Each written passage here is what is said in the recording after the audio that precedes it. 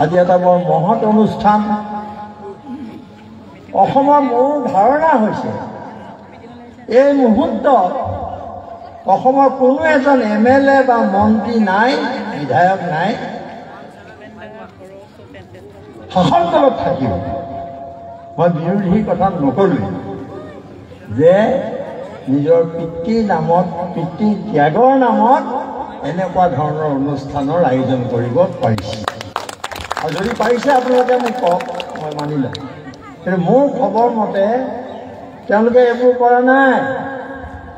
তেওঁলোকে মানুহ পঢ়িয়াইছে, মানুহক পইচা দিছে, সেই টকা ক'ৰ আপোনালোকে গম পায়। সেই এইখন চলিছে অসমত। তাৰ মাজত বিষ্ণুনগৰ আদৰ্শ গাঁও জিলিকি আছে, জিলিকি থাকিব, চিৰদিন জিলিকি থাকিব। আৰু সেইকাৰণে আমাৰ সমাজত বগীৰাম বৰাৰ দৰে ব্যক্তিৰ প্ৰয়োজন আছে। আজি মই মোৰ নিজৰ আঙুলিত ঘৰ সেইসকলৰ, আমাৰ গাঁৱৰ এজন শিক্ষক আছিলে, চাইকেল চলাই 90 বছৰলৈকে থাকিলে। তেওঁ ইংৰাজী পঢ়াইছিলে তেতিয়া, তেনেকুৱা পণ্ডিত। তেওঁ ইংৰাজী পঢ়াই অসমৰ কিবা কিবি হৈছিল। তেওঁ শুনিছিলোঁ আমি যে তেওঁলোকক সেই সময়ত ইমান ভাল ভাল চাকৰি দিয়া হৈছিলে ব্ৰিটিছৰ দিনত।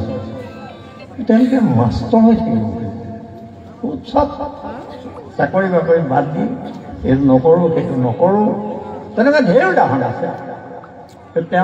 তেওঁৰ কথা মোৰ মনলৈ আহিলে, ইমান চোকা মানুহ এজন বিষয়া হ'বলৈ নগ'ল, তেওঁ শিক্ষকেই হৈ থাকে।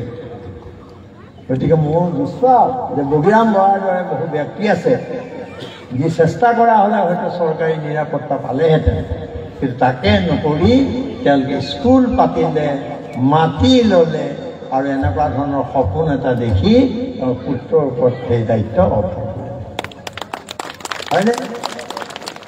আৰু সেইকাৰণে মই কৈছোঁ যে এখন ফুলনি, অসমৰ এই ফুলনিখনত জাবৰ পেলাই দিয়া হৈছে এতিয়া চাৰিওফালে। ইটোৱে সিটোক বিশ্বাস নকৰাৰ পৰিৱেশ, ইটোৱে সিটোক ঘৃণা কৰাৰ পৰিৱেশ। কিন্তু এইখন আমি জীয়াই ৰাখিব লাগিব, নহ'লে আমি জীয়াই থাকিব নোৱাৰোঁ। আজি এই ৰংগমঞ্চ, ইয়াত যিটো হ'ব ৰংগমঞ্চ নেকি, এইটো সমন্বয়ৰ প্ৰতীক, শংকৰদেৱৰ সমন্বয়ৰ প্ৰতীক, জ্যোতিপ্ৰসাদৰ সমন্বয়ৰ প্ৰতীক, বিষ্ণুৰাভাৰ সমন্বয়ৰ প্ৰতীক, ভূপেন হাজৰিকাৰ সমন্বয়।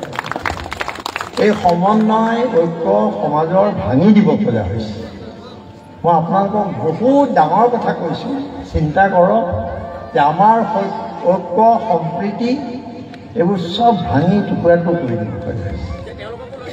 এইটো বিশ্বাস কৰে নিশ্চয় আপোনালোকে, যিখিনি পঢ়া শুনা মানুহ আছে বিশ্বাস কৰে। গতিকে আপোনালোক সতৰ্ক হ'ব হ'ল। ভূপেন হাজৰিকাই গাইছিল এই নাওবৈচাৰ পৰা বিধায়ক হোৱা মানুহজনে যে আমি অসমীয়া নহওঁ দুখীয়া, আকৌ সলাইছিলেও তেওঁ গানটো। তাতকৈ আৰু ভাল কথা হ'ব নোৱাৰে। আজি অসমীয়াই নিজক নিচিনিলে অসম ৰসাতলে এটা লাইন দিছে।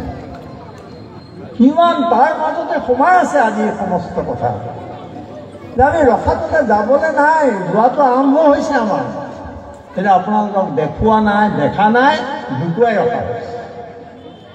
গতিকে চিন্তা কৰক যে এইখন অসম কিমান সুন্দৰ অসম, কিমান জাতি জনজাতি জনজাতি ইয়াত বাস কৰে, আমি কিমান ভালকৈ আছিলোঁ। এই অসমখন আমি উদ্ধাৰ কৰিব লাগিব। কংগ্ৰেছৰ দিনত মই আটাইতকৈ নিৰ্যাতিত সাংবাদিক, কিন্তু আজি মই ইয়াত থিয় হৈ কৈছোঁ, ভূপেন বৰা অনুষ্ঠানলৈ মই আহিছোঁ এইটো ক'বৰ কাৰণে।